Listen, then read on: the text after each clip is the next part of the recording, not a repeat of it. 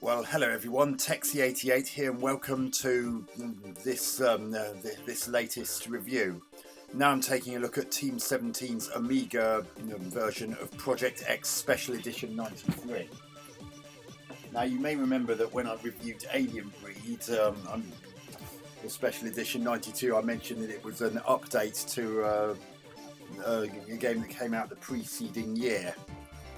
Well, this is a similar thing, but whereas the Alien Breed Special Edition 92 was to toughen up the game that people thought was too easy, in the case of Project X, it was the other way round. The version of Project X that came out in 1992 was deemed to be too hard. So the Project X Special Edition 93 resolved some of the issues by lowering the difficulty level a tab, by making you lose considerably less power in your weapons if you lose a life, and they also shortened the levels considerably, because some of the levels in the previous game did drag on rather too long and it became a bit tiresome. So let's get this going, and it's not simultaneous 2-player, and start level only works once you've actually got past the first level in a particular run. So you can select your craft. The Crux 2 advantages: heavy arsenal, build up power; disadvantages: slow speed, heavy inertia. And Hyperion, good arsenal and good speed are advantages, no disadvantages. Hunter Mark 7 Scout class, excellent speed, stealth facility, disadvantages: limited arsenal. I always go for the Crux 2, as it's got the best arsenal.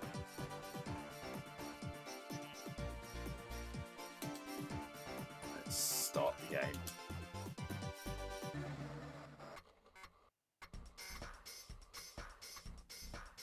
So it's just loading the first level in. You get this really not impressive looking graphic. As with Alien Breed, Team 17 have come up with a very good looking and good sounding game, and you've probably heard Alistair Brimble's rave tune on that menu screen just then. Although I don't think Alistair Brimble's stuff's quite as memorable as Chris Hughes-Beck. He certainly managed to gain enough of a cult following to certainly not to be sniffed at. As you break out of hyperdrive, you realise your first mission is to reach the planet itself.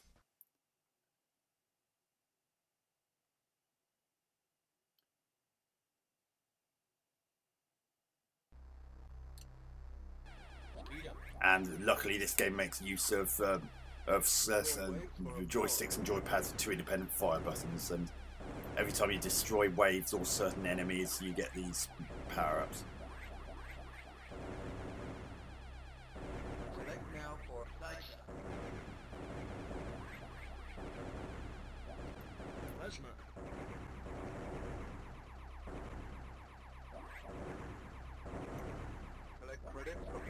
One thing that is a bit irritating is to get around the fact that not everyone has a second button stick. So to get around the fact that not everyone has a second button stick, they added the ability to quickly press left and right on the stick. Unfortunately, you have to be really careful not to do that by accident, otherwise you might end up selecting a weapon you didn't particularly want to. In this asteroid belt, only the very fastest asteroids will hold power-ups if you shoot them. As you can see it, because when I lost that life, it's slightly powered up my plasma, because the plasma I'd powered up at the time was at its lowest ebb. In the original Project X, it would have been horrific. It would have been an horrifically weakened version of the plasma, or it would have just put me back to basic guns. It was very punishing in that version, and it was basically if you got a long way and then suddenly died and you get reduced to such wimpy weapons, then you pretty much may as well just quit out the game, because it would just become nigh on impossible to get anywhere. You look at these graphics, they're absolutely stunning.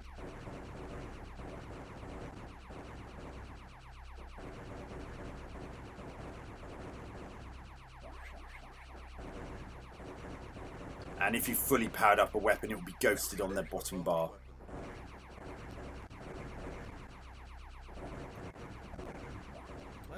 Ah!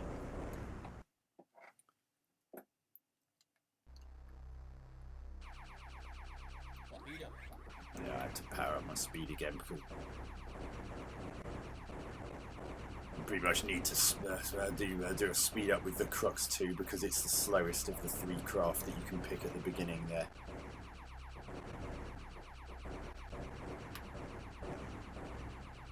Collect credits for bonus.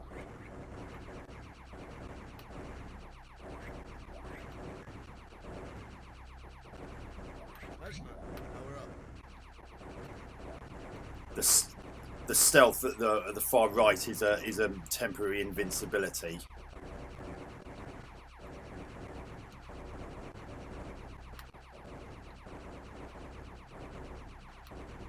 Select now for nice.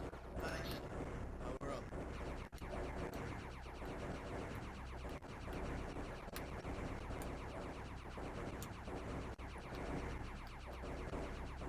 Select now for homing missile. Power up.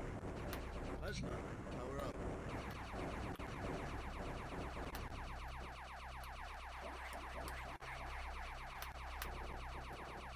Select now for guns. Power up.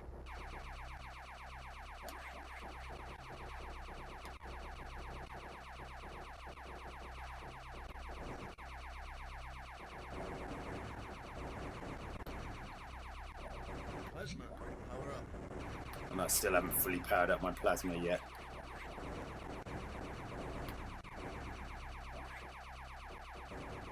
Select now for As I said, I'm trying to be very careful not to suddenly press left and right quickly, because otherwise it'll... wait for a power up. Collect credits for bonus weapon.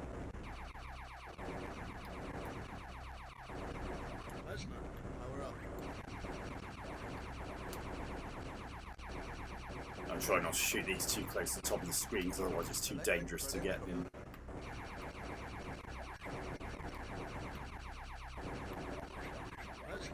Power up. Now I've fully powered up my plasma.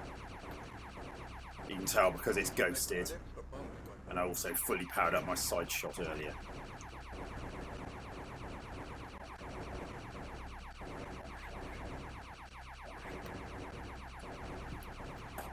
Collect credits for bonus weapon. Nice clear speech, great sound, great graphics for their, at least for their time.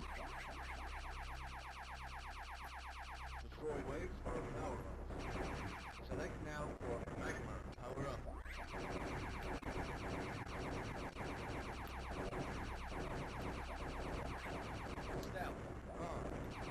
Right now I've got stealth on. I can't be hit by any enemies. If you're in an area with in which there are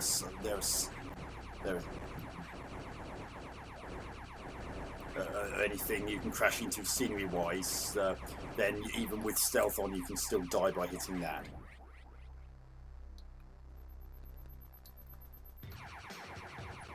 And now I've got the boss. Got a nice little tune from Alistair Brimble here. Oh, poo sticks.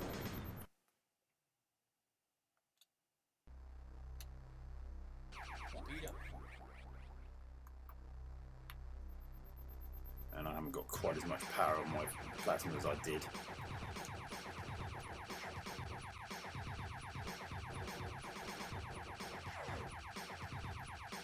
You can only shoot it when its mouth's open. So when it's fired that sort of shot, then you can quickly get in some shots before it approaches you. Or not in that case. Got it. Nice explosions as well.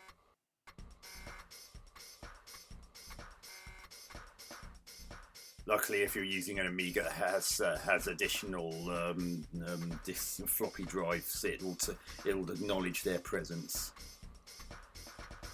It's not like somewhere you had to use DF0, which is the built-in this drive, and you couldn't use any others no matter what. Again, nice still image here. I get the feeling they use a fractal landscape generator to do that particular one. Your ship dives into the hazy upper atmosphere of the planet Rix, the beautiful sculptured mountains giving no inclination of the true horror lurking beneath the planet's surface. Caution, electrical storm activity could cause havoc. Could, more like definitely will.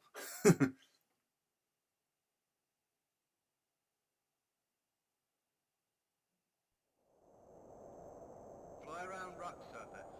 No, I was going to fly straight through it. See, look how detailed those missiles are. I know you can't see much of them, but if you look very carefully at them,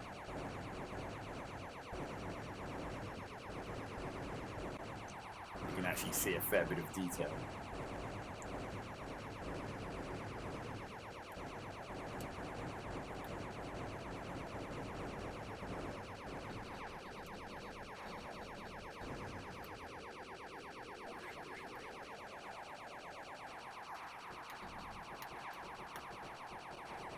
Select now for builder. Nice. Power up.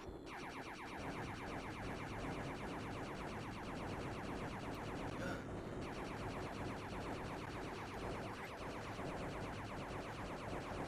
Oh, these can be annoying to get past. You have to time it just right and rely on a little bit of luck. You just don't know how high these things are going to come up. They might not come up far and they give you a bit of a gap. Other times you just can't. Fly around rock surface. Be prepared for these to shoot like that. You don't know which one's going to shoot. You just got to be prepared for it. And of course, don't touch them. Select now for gun. Power up.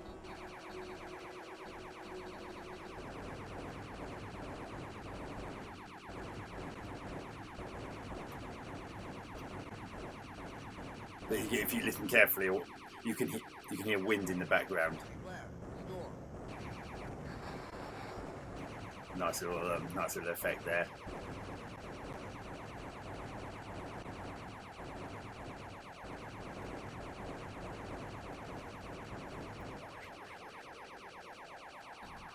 Oh, a lot of people will remember this from some promotional Now for homing missile. promotional bits from the game. This particular enemy is one of the most memorable in the game.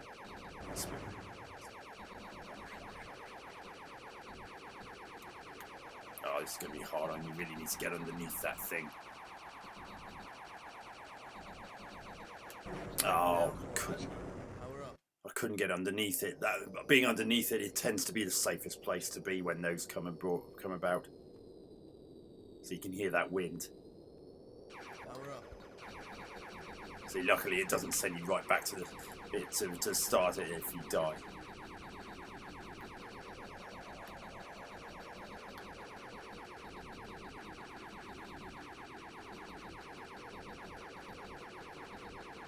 It might be a bit harder because I lost some of the power in my side shot when I died just then. Beware. Storm.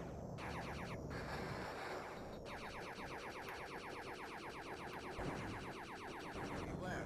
Storm.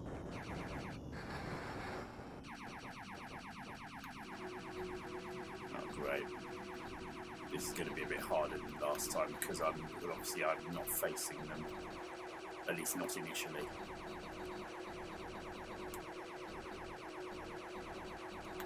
Oh, God, that was lucky. Another of these bad boys. Look how well it's drawn.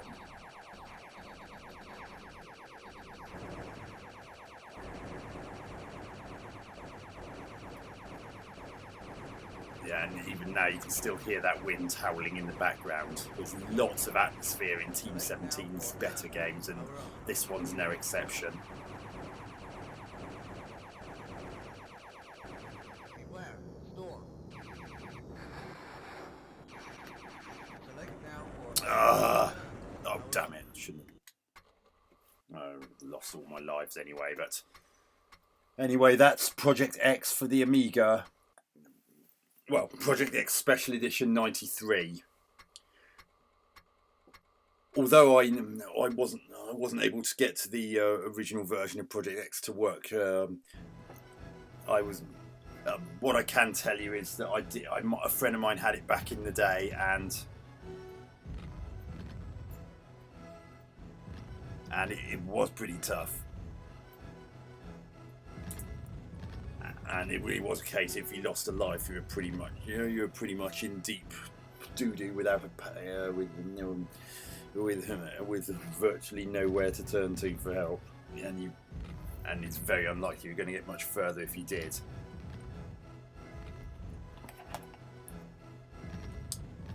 But this particular special edition turned a really frustrating, long-winded game into a far more enjoyable and fairer experience. One thing I was hoping to do is get to the end of that second level so I could show you the bonus stage in which you're in a tunnel and it gradually speeds up, and if you get to the very end of it, you get heavily rewarded. And there's also some great levels later on, which and there's one which has a very beautiful water effect. I believe that was the 4th level, and the 3rd one had another memorable enemy, which also appeared on a lot of promotional material and or cover art.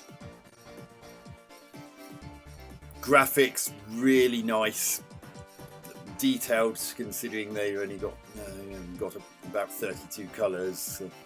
I think it was 32. I don't think it was 16. I think Team 17 did use 32 colours rights for, and things are generally really well animated, and everything seems to move smoothly. You get the occasional bit of slowdown. There are a couple of moments where I noticed the frame rate drop very briefly when that forked lightning hit a couple of times, but that's really nitpicking. Sounds really good. You've got this wonderful music from Alistair Brimble here, this rave tune, and I never tire of hearing this tune, even though I'm not massively into rave.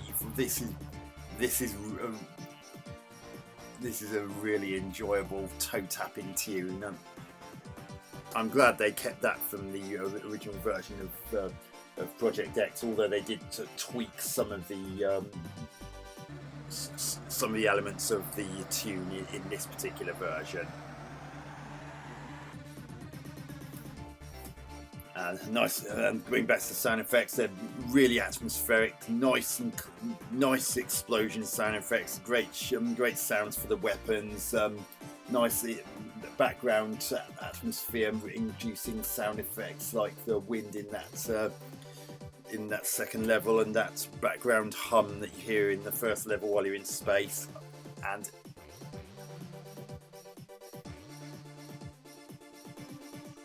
very clear speech samples.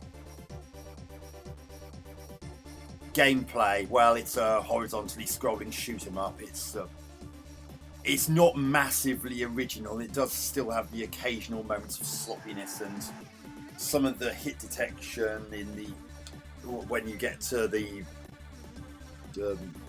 levels where you can crash into scenery. Sometimes that can be a bit suspect. I remember that being a problem back in the day.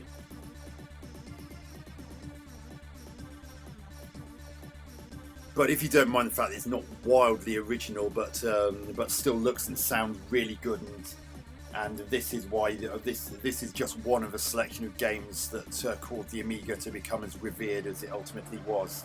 Not just for games, but for other things as well. Though it was never truly able to shake off its games machine moniker, even though it could do other things really well as well. So yeah, I'd happily give Project X Special Edition 93 8 out of 10. So hope you enjoyed this review. Catch you on another one soon. Texie88 out.